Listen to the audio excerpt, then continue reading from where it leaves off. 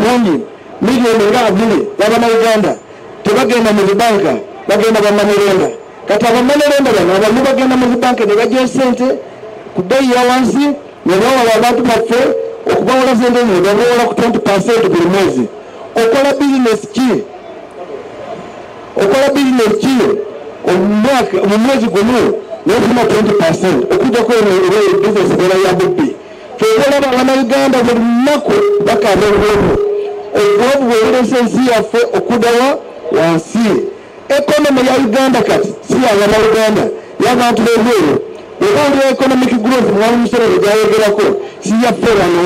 abantu abagifunamu abayindi abachina n'abantu abalala abatono n'abato bana Uganda abagifunamu naye abana Uganda abasinga bonna